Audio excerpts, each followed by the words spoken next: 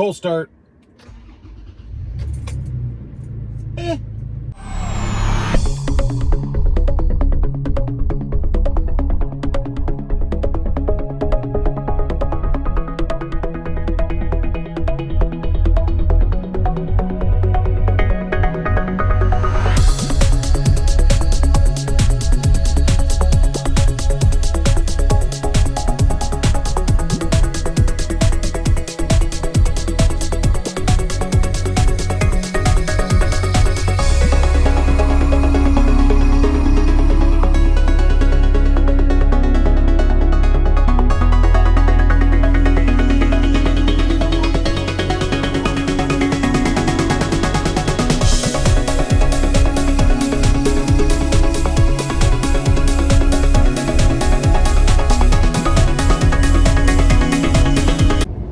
Well, good afternoon, everybody, or I should say morning, and welcome back to the world.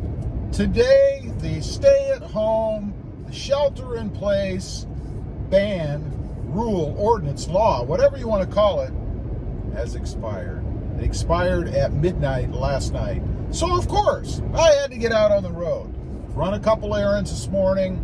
I had to go to Lowe's. There's a couple things I needed to pick up. I will say there were quite a few cars in the parking lot, and it's, I don't know, 9:30 in the morning, something like that.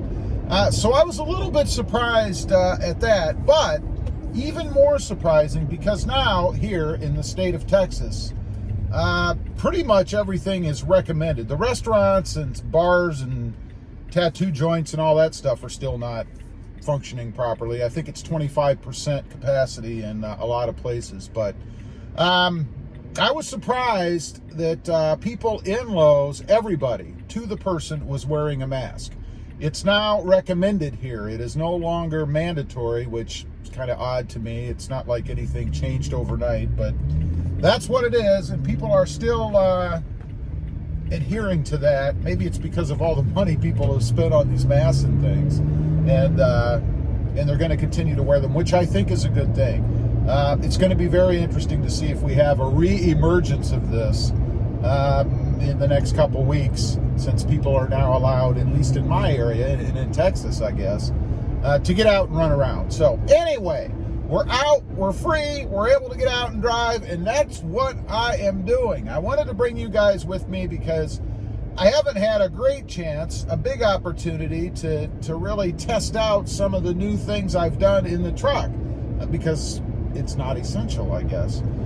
So what we're looking at today, I want to get out on a road that's a higher speed limit, 55 or more, and really get a good feel in the truck for how it is now. Some of the changes I've made, of course, I lifted it, has a 3.2 ready lift on it. I had a bouncing issue. I attribute that to the tires that I had on before, but I went ahead and changed out the tires and the wheels.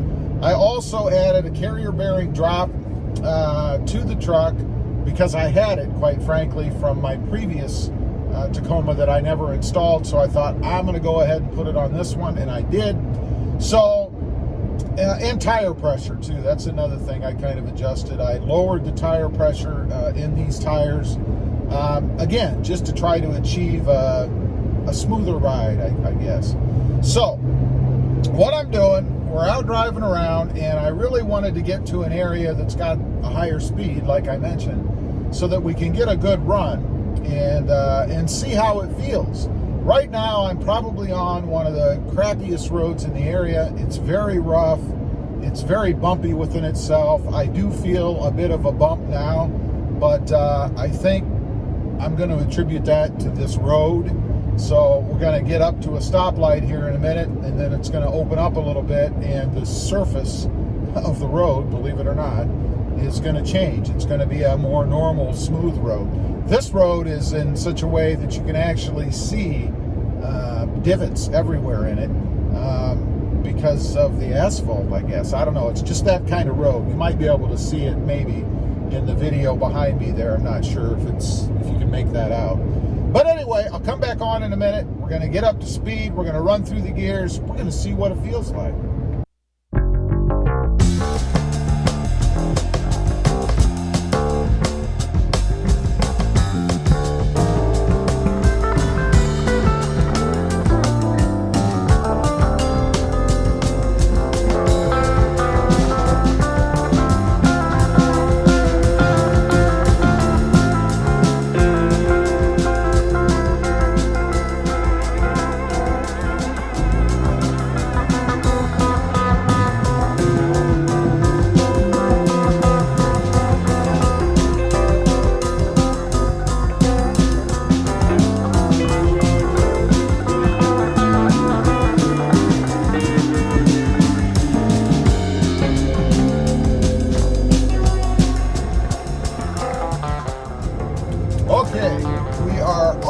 smoother road now, a more normal road, I guess. Still a country road, but a more normal road.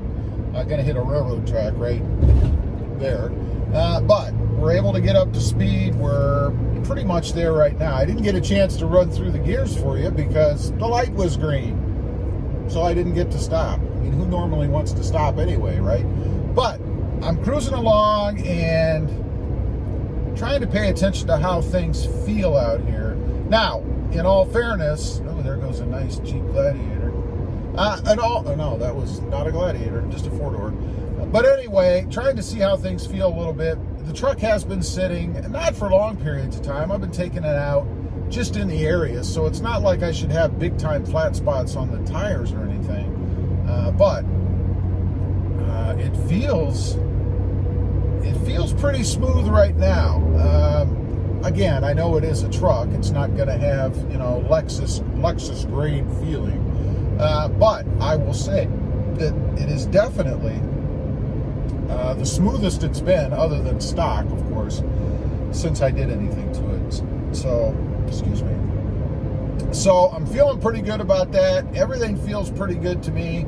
As far as the options that I've added, particularly, well, let's talk about the shift knob. You know, I have a pretty darn heavy shift knob on here right now. And you might say, well, who cares? What does a shift knob have to do with anything? Well, nothing except for going through the gears. The one thing that I've noticed about this heavier shift knob is putting the truck into reverse. You know, in the Tacoma, reverse is over and up. This is a manual, by the way, if anybody didn't know. But reverse is all the way over to the left. You have to overcome a little bit of, what do you want to call it, friction, I don't know, as you go over to the left and then up. And I will say, having the heavier shift knob gives you a little bit more powerful throw when you go over to the left and then go up. So I find myself having to retrain again, because now it's so much easier just to go through the motion and up and over into reverse because of that weighted shift knob. It makes the throw take a little bit less effort, if that makes sense. So that's really the biggest difference I feel. I don't really feel any differences just going through the gears. It feels pretty much the same, other than the hand feel of having the round shifter as opposed to the OEM more elongated, or even that aftermarket that I had on, which was more of a handle type shifter. As far as the carrier bearing drop, you know, I don't know. I don't know if I can really tell any difference. I really didn't have any, you know, major vibration issue or anything like that before. And part of the reason that, you know, you put that carrier bearing drop on, I guess, is to a couple of reasons for me. One, to more align the drive shaft, because raising the truck's going to kind of tip it a little, so you want to bring it back down, even though it's just a very small amount. The rule is for the carrier bearing drop, anything above a 4-inch lift. Well, I didn't do a 4-inch lift. Obviously, my lift is 3 in the front, 2 in the back. So I don't really, didn't really anticipate any big issues with the carrier bearing in doing that. So we're about to turn around, so I'm going to be at a slower position. We can actually run through the gears. So let me do that.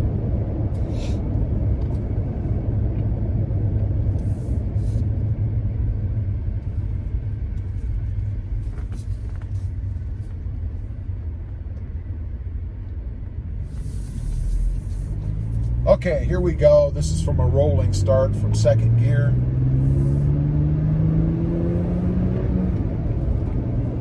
Misshift there on my part.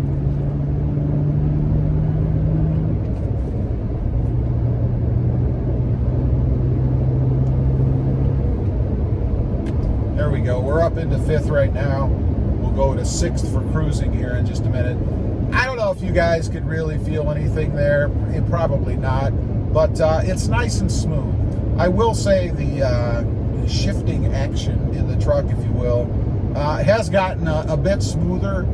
Maybe it's just me getting used to it. I don't know, could be, but it does feel a bit smoother to me running through the gears, and I'm quite happy with it. You know, it's given me that manual transmission fix that I was looking for, you know. So I'm pretty happy with the way everything's set up right now. To be honest, I may investigate changing out the shocks.